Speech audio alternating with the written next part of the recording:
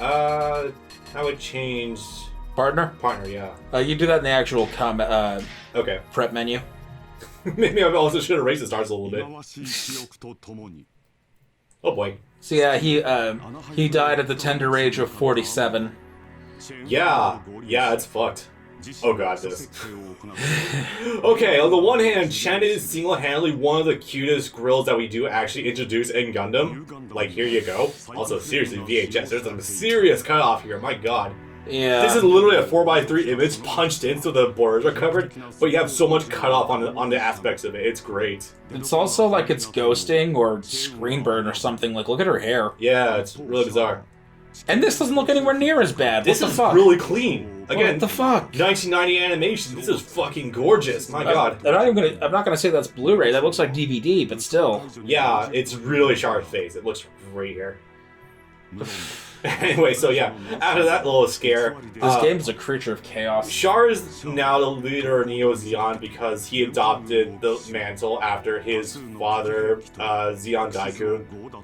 Because he's never really been away from his family heritage, but he's never, like, sought out the spotlight to lead humanity, you know what I mean? But I guess somewhere in the novels, trying to justify him taking this course of direction. To be fair, once Hamon's out of power, there's a power vacuum, obviously. Great. That's clean.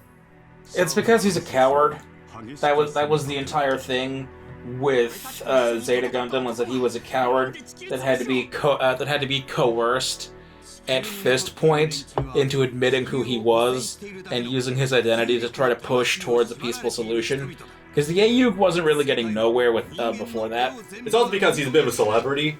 Like, everyone knows who the fucking Red Comet is. I mean, look at Gundam Unicorn. Everyone knows exactly who the Red Comet is, apparently. I mean, at the time of Unicorn, it's hard not to.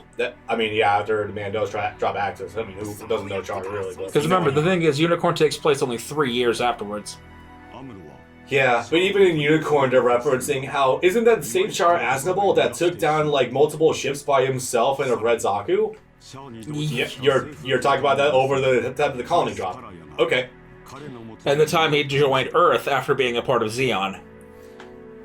CCA really is character assassination. Char's always been, like, the outsider. In 79, he was always the outsider from the zombie influence who wanted to be just his own man. It was always a wild card in their affairs. In Zeta, he was a good guy, fatherly figure who just wanted to raise the next generation.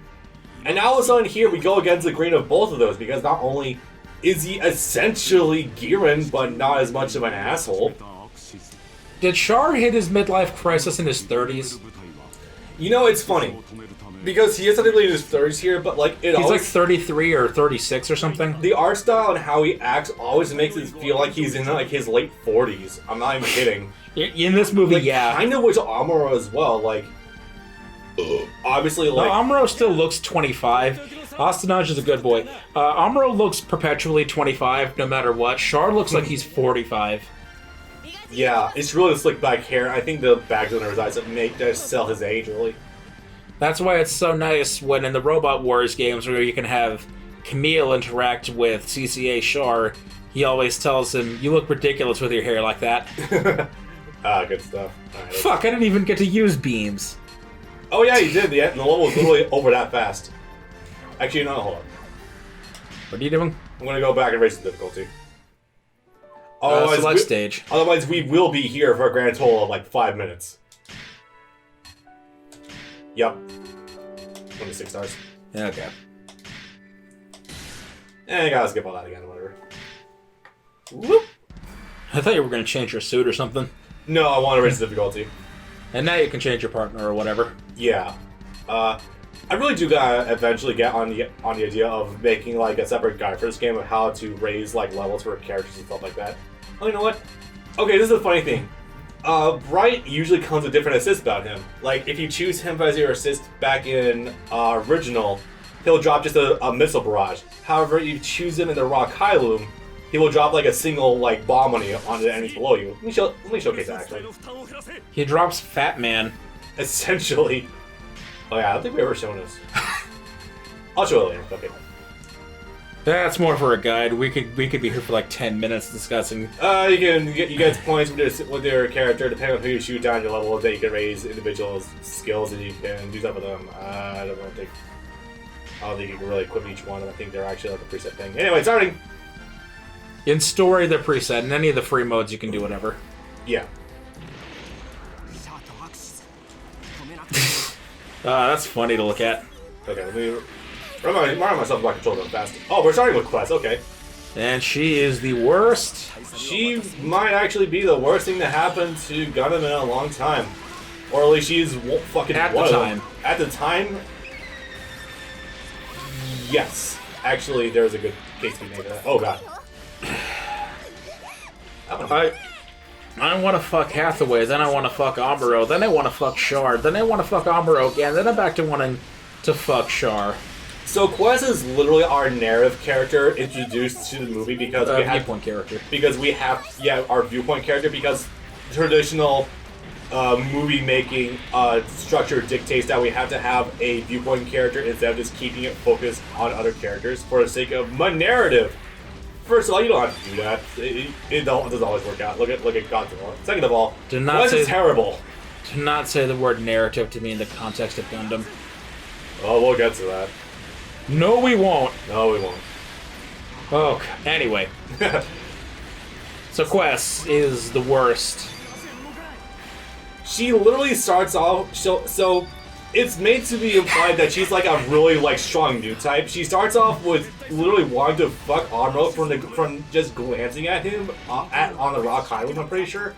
No, the movie starts on Earth before her and her parents even get into the shuttle. That's right. Where she's rebelling against her father by hanging out with drug-doing teens. Yes, I vaguely remember that. Her father is apparently like the the dude's like the chairman of he's the fucking prime minister of Earth Federation. He's an executive, but he's not the prime minister. He's very high up. I don't remember what his position is exactly. Something pariah. But the point is, he's the one that authorizes the sale of the Axis colony. Yeah. Okay, well, so are we trying to keep we're all trying to launch a nuke at Axis in order to keep it from falling on Earth. Yay. This is the first of the... Or no, this is the second of 3 battles. This is... Fuck. Yep. That movie is completely incomprehensible after the fact. Especially the ending, oh my god. No, it's hard to parse events. Like, even the same day you watch it. Yep. It's such a jumbled anyway. Boy. You can tell that they had so many more plans for it that absolutely had to be cut, because there are characters that you see exactly once or twice and then never show up again and don't do anything important at all. Like that girl that you just killed, Resin. And Keira, who's there only to make us sad. Yep. Damn, I'm not getting burst meter. What's the order? What the hell? Well, you're Amuro piloting a Zaku thingy. But we're both new type compatible. That's the funny part. Oh yeah, the conversation that Ben-Azure has in Unicorn with someone from the Federation or something. Because everything comes from Anaheim, everything is on a universal system, so you can use interchangeable parts. That was great. So everything's universal. You can use everything no matter what. Okay, I do not... Oh, I could probably access it from the side here. That might be it.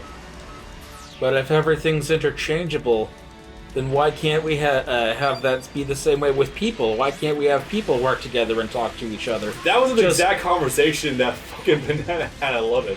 Just like how machines have interlocking parts. Why can't we interlock with Zeon? You know what's very much implied with that I don't think anyone really elaborates on? The fact that Anaheim is responsible for providing weapons to both sides. Yeah, that never comes up ever. Anaheim is direct war profiteers. Yes, explicitly. Anaheim is literally hedging their bets. Yep. Not only that, but they're also just... Okay, yeah, they're definitely war economists, for sure. They're definitely war hawks. They're not stated to be as such because it's implied Anaheim is the good guy manufacturer or whatever, which isn't really a thing with war. They're the only proper mobile suit manufacturers until the F-91 era in 120, where the SNRI, which I don't know what that stands for offhand, but it's something Navy Institute that Seabook's mom works for, develops the F-91 and the F-90 Gundam. See, that's not... So it takes forever for Anaheim to be the sole distributor of Gundams. That's not inherently true. I remember there is, like, different technology developers even during the One-Year War, but the problem is, A, I don't remember what the hell they are, and B, is that Anaheim was definitely, like, the head honcho of them just working on stuff. I'm pretty sure it wasn't... Was it Anaheim that directly made the RX-78? It might have been. I know that was a top-secret military project with Almaro's dad. No, the RX-78 was built exclusively by the Federation with Tem Ray at the head of engineering. Oh yeah, I was going through some wiki pages the other day too. I remind myself about that. Amaro's dad's name is Tim.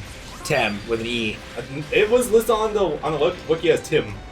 If we go through the bio page after this, which I can do, he has a bio in here. It will say Tem with an E. That would be funny because I was making the joke. Oh, Tem Apple. Yeah, that's about right. But he built the first one, and then Anaheim took over afterwards, building their own variants as early as No, it was the Federation for that because the Federation also built the Gundam EZ-8 and the Ground Gundams, which were just variants of the RX-78 anyways. Yeah. As well, it was also the Federation that made the Gundam Alex.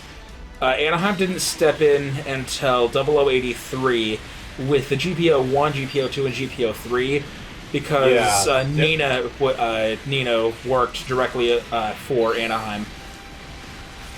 Glad you remind me about Nina because I think she's still probably the worst aspect of Gundam as a whole. It's a toss-up between her and Quest. Yes. It's not really a coincidence that the worst part of Gundam that we're debating is between two women. Considering the goddamn Rekua was right. Rekua was right all along. Goddamn, I got stunned again. Oh yeah, also as you're seeing, yes, you can in fact damage ballastas from beneath if you just attack them down here. I don't know why their hurt box extends all the way down to the floor. Maybe because, I don't know, maybe fucking Omega Force forgot their own rules with developing, this whole flight system. I'm not a fan. I don't... Okay. My blood ran a little bit cold there too. Oh, Christ, I'm like, oh no, we don't tell her to do the stupid thing of somersaulting through fucking space. Yeah, fucking... That was the greatest thing ever. Right. Before... No, because she didn't have the Yagdoga yet. It was a special other suit. Yeah. I think it was a Gyaradoga or something. She leaps out without her helmet on and jumps right into the Sasabi. Yep. That was, yeah. Yeah. But yeah, the scene with Gyuni deflecting all the missiles with his funnels on his Yagdoga. Oh, I think that scene was supposed to imply that actually. Yeah, no, because that actually happens in the movie. That's what that scene was doing while not focusing on him at all. He pushes his Cyber New type powers to the limit to intercept the Federation's missiles. Yeah. I guess also on the note, with funnels. Since you did bring it up, yes, like we discussed before, Gus is in fact a Cyber New type. The first, at this point, yeah, they basically perfected. That thing is lived off into what the fuck? At this point, they basically completely figured out Cyber New type creation. They don't have to, they don't have to hypnotize people. They don't have to brain dump anyone, brainwash people. None of that shit. Never happened again. Never will. No more cloning. No more cloning. Hopefully, maybe they can take that. I don't know. That'd be nice. Anyway. Wait, no, yes, cloning, kind of, but later. That clone's already made. So that's just hovering there. It looks fucking hilarious. Oh, this. Yeah, that was the Jagan. Poor Keira. Yeah. And one of the few times you actually see a human model. You never see full human models. You do see suits. Yeah. Detach your funnels, I'll let her go. And of I course, still love this about the Yogdoga is that they have painted on eyes. Okay, maybe it's just me. How much are you into Star Wars? Casual. Okay, so you've probably never seen the 2003 animated series Clone Wars. I've heard a lot about it. Okay, there's one Republic Commando ship in there that has teeth on the side of it and eyes, and that just became maximum aesthetic. A lot of some fighter jets actually do use that aesthetic on like 1980s, 1990s stuff. It looks really sick. Sorry, want to bring it up since we brought paint on stuff. Bye, Kara. Bye, Kara. That was a hostage situation gone awry, but not like Gus would have let her go anyway. If you get out of your Gundam, I'll detach the funnels. I said if you get out of your Gundam. No, I think he only at first he specified drop the funnels, and then have the suit. Because once he detached the funnels, that's when the fucking that's when he was blindsided by two electrical boys. Yeah. Oh, that was fun. So, oopsie. This combo? Yeah, well, kind of. Oh god. You know that you can tell that's when they've given up on trying to create a moveset when they just do generic rush. Yeah. To be absolutely fair, there's not much better you could work with for the Sazabi, honestly. No. For as cool as it is, the Sazabi doesn't really show up at all until like the end, pretty much. Yeah. Yeah. It's unfortunate, but it's whatever. There's only people inside me. Do you want to reward this at all? Oh yeah, that's right. The Yogdoga flew away. Its planet needed him. I remember you actually had to lower your volume for that one section where Quest is yelling her brains out. Right. I don't blame you. Because my mom was working in the kitchen. Yeah. Yeah. No. It was, what we had to lower it for was, when, one of the Zeon grunts was saying, I think Commander Shar is into younger women. And we had to pause. We could not stop laughing. We were cracking the fuck up. That too.